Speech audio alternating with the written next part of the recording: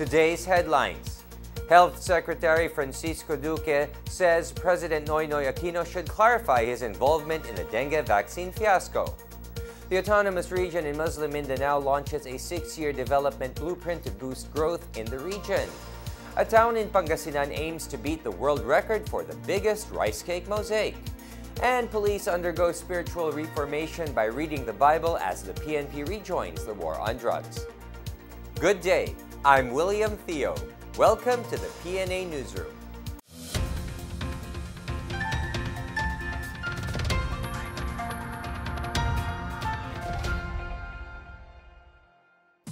Health Secretary Francisco Duque III on Thursday called on former President Benigno Aquino III to clarify the mass dengue vaccination program that was implemented during his term.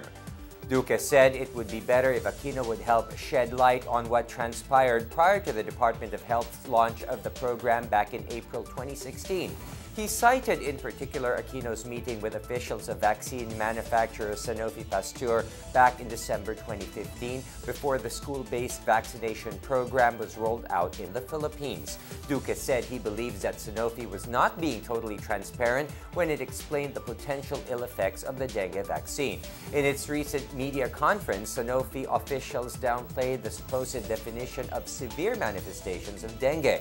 Meanwhile, Duque said that they are not yet ruling out the possibility that a recipient of the dengue vaccine in Bataan had died in October 2016 due to ill effects of Dengvaxia. He said they will validate the cause of the child's death as well as the dengue shots given to her. Terrorism will continue to exist beyond the autonomous region in Muslim Mindanao until the community gets involved in the fight against it. Attorney Liza Alamia, ARMM Executive Secretary, announced this during the ARMM-RDP Partners Forum in Ortigas on December 7. Alamia said that terrorism will not stop once the new Bangsamoro juridical entity replaces ARMM. She said that for as long as the community does not get involved in the fight against terrorism, the problem would linger beyond several generations. Alamia is, however, optimistic that it would be stopped once the community becomes active participant in the fight against terrorism. She cited the Community Vigilance Initiative in Basilan, which forced the late Isnilon Hapilon to leave the island and transfer to Lanao. Hapilon, along with the Maute family, staged the 5-month Marawi siege that eventually led to their deaths.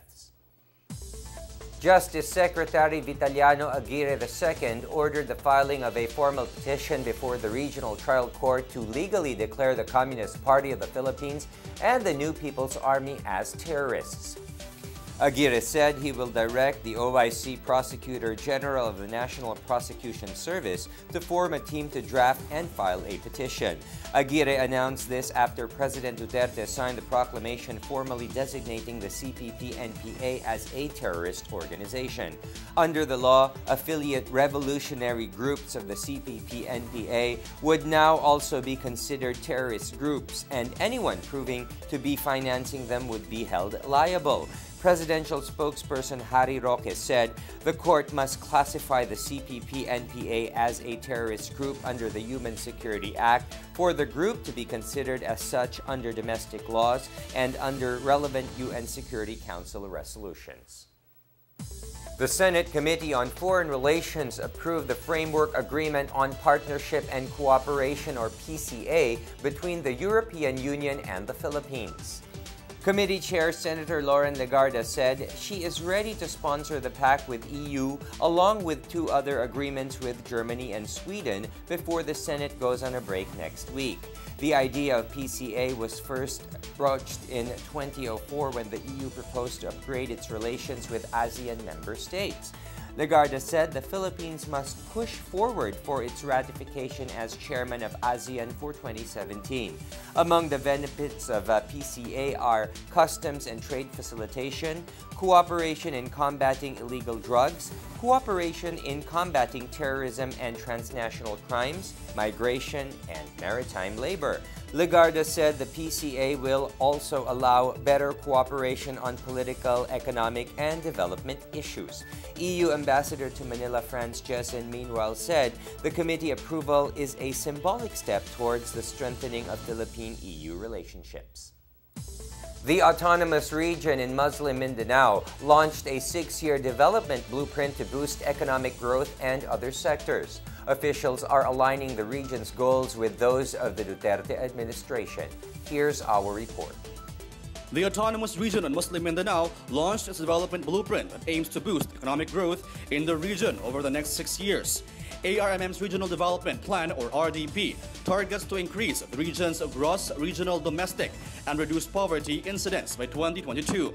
Engineer Baintan Ampatuan, Executive Director of the NEDA Regional Planning and Development Office, said local government units have committed projects worth 4 billion pesos that are aligned with the RDP and support the socio-economic agenda of the Duterte administration.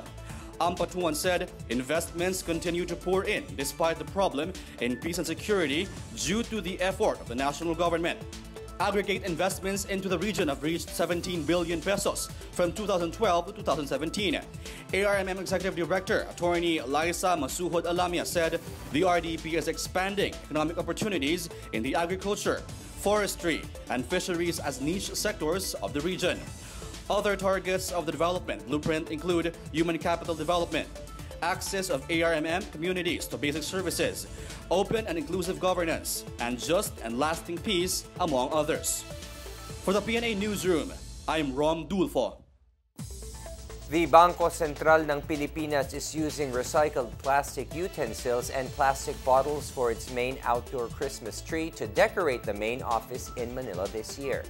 BSP Governor Nestor Espinilla Jr. said using recycled materials has been the agency's way of helping the environment.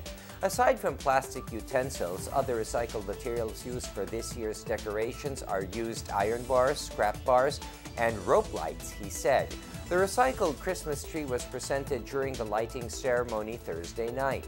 Architect Marie Martinez, BSP Facilities Management and Engineering Department Acting Deputy Director, said the central bank has been using recycled materials for its Christmas decors for about 4 years now.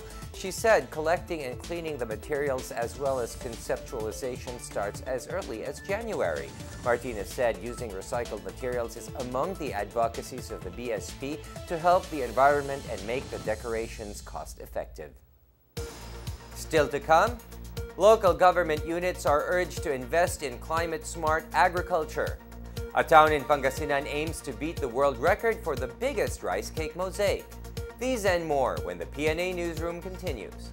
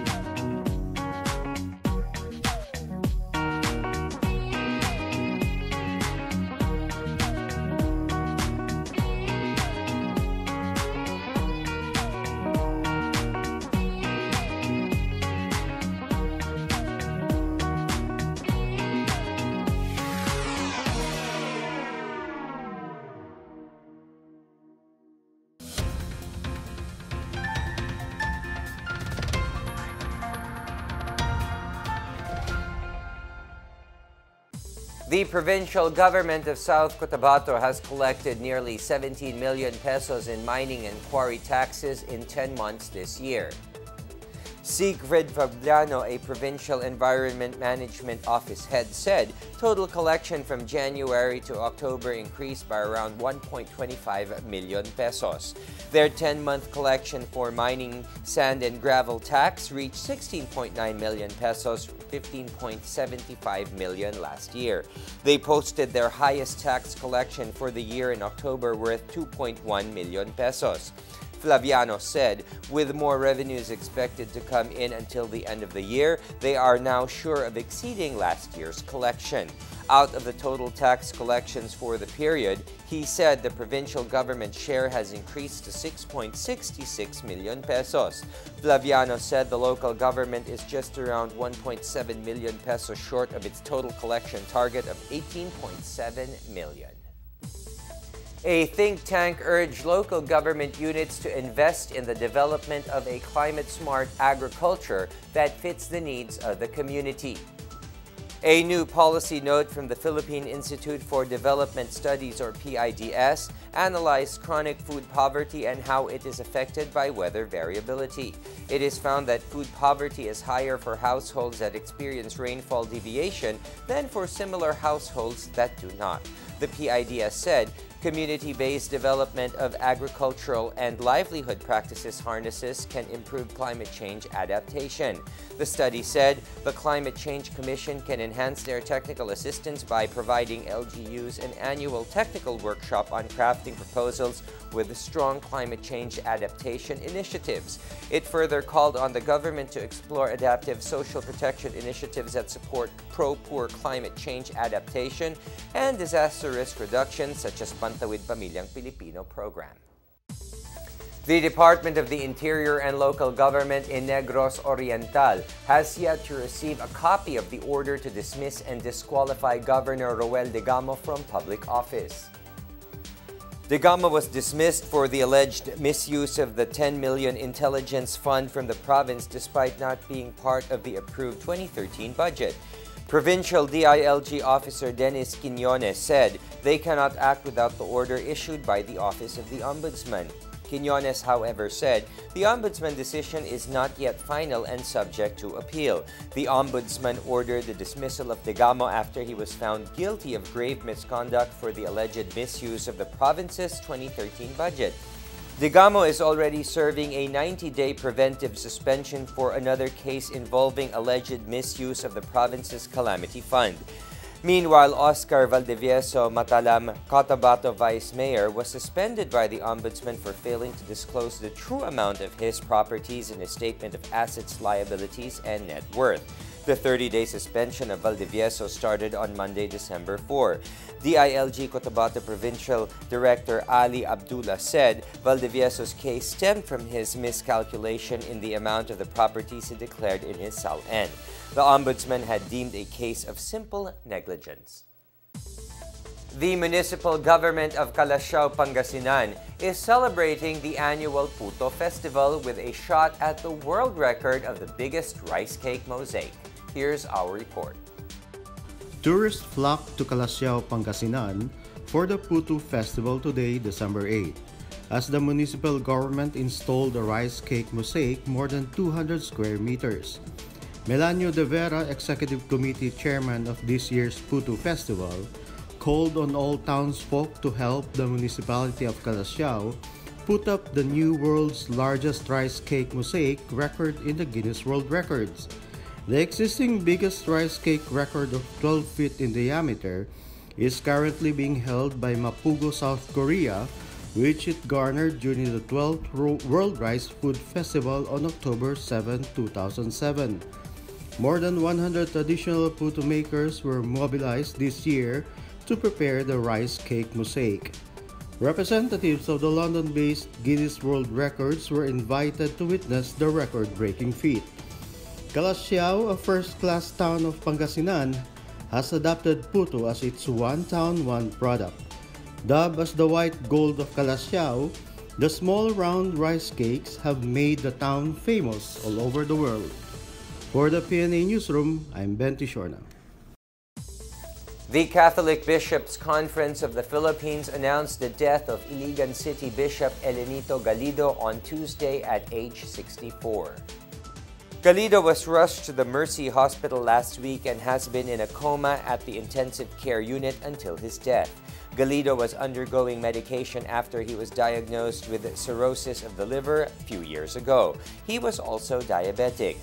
Pope Benedict XVI appointed him as Bishop of Iligan in March 2006, making him the fourth prelate to lead the diocese. He was born on April 18, 1954 in Managok, Malaybalay City, Bukidnon. After finishing his theology study at the St. Francis Xavier Regional Major Seminary in Davao City, he was ordained a priest on April 25, 1979. His episcopal ordination was on September 8, 2006. He was serving as chairman of the Commission on Culture of the Catholic Bishops' Conference of the Philippines. Galido was also among those in the forefront of the Church's efforts to help the thousands of families displaced by the war in Marawi City. Up next, 2 Paralympian powerlifters joined the World Para-Powerlifting Championships in Mexico.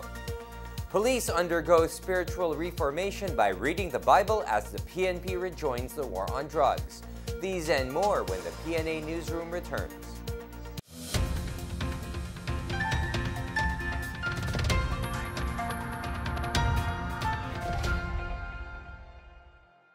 Dito ngayon tayo sa Old Capitol. Dito sa Sultan Kudarat, which is a town of Maguindanao. For the launching of the Bangsamoro Assembly na magbibigay ng suporta para sa Bangsamoro Basic Law. At ang darating nating panauhin dito ay walang iba kundi ang ating Pangulo, President Duterte.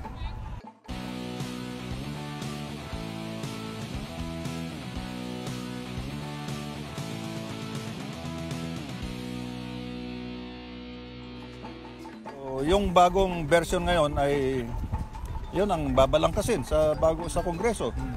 Maaring magkaroon ng objection pero ito ay malaking hakbang para umusad talaga itong usaping pangkapayapaan dito sa Autonomous Region of Muslim Mindanao. Dito may papakita ngayon ng mga tao ng ARMM na sila ay sumusuporta sa isang batas na magbibigay ng katuparan sa mga kasunduan usaping kapayapaan. Parang nung nakaraan, nung magkaroon ng final peace agreement ang MNLF at saka ang gobyerno, nagkaroon din ng batas, yun yung Organic Act for the Autonomous Region for Muslim Mindanao. Kaya nagkaroon ng ARMM at naging governor si Miswari doon. Ang akin, it must be inclusive. Lahat, walang maiwan dito sa peace talk na ito.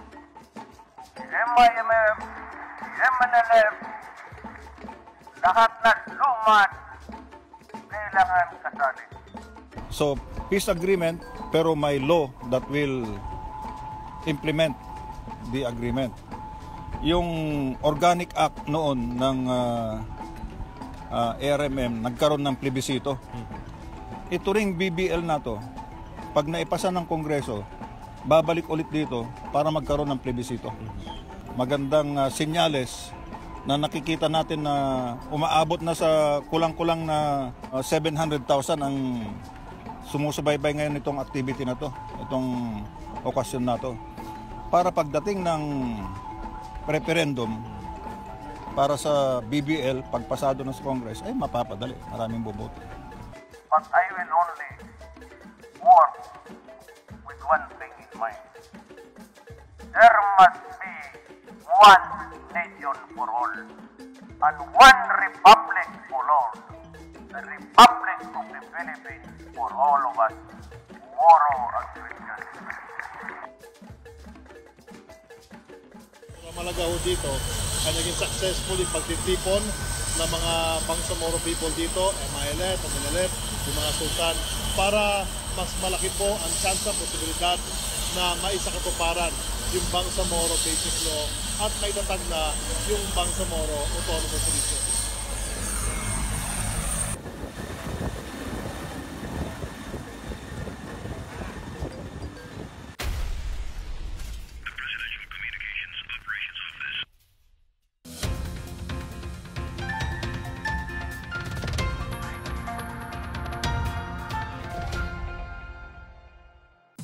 Paralympians Adeline Dumapong Ancheta and Agustin Kitan will compete this Saturday in the 2017 World Para-Powerlifting Championships in Mexico. Ancheta will compete in the women's over 86 kilogram category, while Kitan will see action in the men's up to 65 kilogram category. Both events will be held at the Gymnasium Juan de la Barrera at the Benito Juarez Sports Complex. The World Para-Powerlifting Championships is one of the qualifying tournaments for the 2020 Tokyo Paralympics. Ancheta and Kitan are among 4 Filipinos sanctioned by the International Paralympic Committee. Akel Guion finished 8th in the women's up to 65 kilogram category, while Romeo Tayawa placed 13th in the men's up to 40 kilogram category. The athletes, together with Coach Ramon De Buque and Philippine Paralympic Committee Executive Director Dennis Esta, arrived in Mexico on November 29. Ancheta is the first Filipino to win a medal in the Paralympic Games, where she bagged the bronze medal in Sydney, Australia. Kitan, on the other hand, won the bronze in the 2017 Kuala Lumpur SEA Games. F2 Logistics pulled off a victory over newcomer Iriga City in the quarterfinal round of the Chooks to Go Philippine Superliga Grand Prix at the Phil Oil Flying V Center. Imports Kennedy Bryan and Maria Jose Perez scored 14 and 12 points respectively for F2 Logistics. Serbian import Tamara Mezic top scored for Iriga City with 15 points, while Japanese Sama Miyagawa chipped in 10 points. F2 Logistics Ramil de Jesus stressed the need to win every match as they move towards the semi-finals. They will each face the winner between Signal and Coco Life in the sudden death semi-final scheduled on Saturday at the Mall of Asia Arena. The organizers of the Miss Universe pageant are open to holding the competition again in the Philippines. Miss Universe organization President Paula Sugart said they entertained the idea following the successful hosting back in January. Tourism Secretary Wanda Tulfo-Teo admitted she wanted to achieve at least 2 Miss Universe hostings under the Duterte administration. Sugart and Tulfo-Teo on Thursday dined together with Miss Universe 2017 Demi Lee Nell Peters and Miss Universe 2016 Iris Mittenaire at the Dusitani Hotel in Makati. Tulfo-Teo encouraged the beauty queens to come back to the Philippines and participate in the Bring Home a Friend program. The DOT's campaign encourages Filipinos and expatriates to invite their foreign friends to visit the country and win exciting raffle prizes. The Miss Universe delegation toured around Metro Manila with stops at the Rizal Monument in Luneta Park and Fort Santiago in Intramuros. The title holders will also visit Batanes, Bohol, and Camiguin. The Philippine National Police has included Bible studies in the training routine of policemen. The PNP stressed the need to revisit their moral values as they prepare to return to the war on drugs. Here is our report. Members of the Philippine National Police are now made to read the Bible as part of their spiritual reformation as they return to the government's war on drugs. PNP Training Service Director Superintendent Elpidio Gabriel Jr. said integrating Bible studies would lift their moral aptitude and gain a more humane outlook in the performance of their duties and functions. The PNP is now focusing on the COP's spiritual reformation in conducting its internal cleansing program they call Focused Reformation, Reorientation, and Moral Enhancement for Police Officers, or FORM Police. Gabriel noted that our policemen must also have a broader perspective of their duties, including fear of God. National Capital Region Police Office Director Oscar Albayalde said that the PNP leadership has made it a point to continue and intensify the FORM police training. Albayalde said he issued a directive to all district directors to strictly implement the vetting process of personnel to be assigned to the Drug Enforcement Unit. The PNP shall also continue other refresher courses on human rights laws and police operational procedures. This is to ensure that police officers are trained, qualified, and disciplined to handle their assignment. For the PNA Newsroom, I'm Bench Bondo. Let's now check out the weather forecast for Metro Manila and the rest of the country.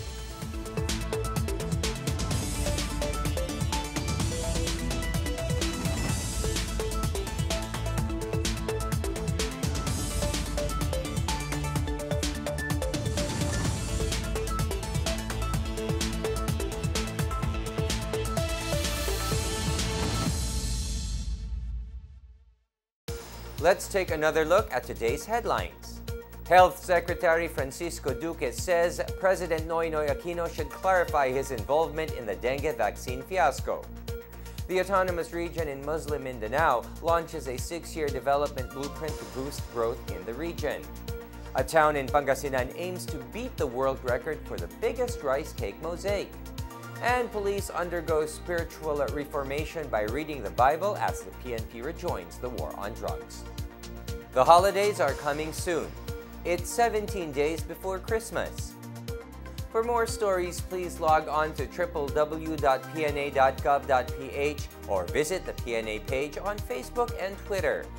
And that's your daily dose of the hottest news and the latest information that you need to know from the PNA Newsroom. I'm William Theo. Good day.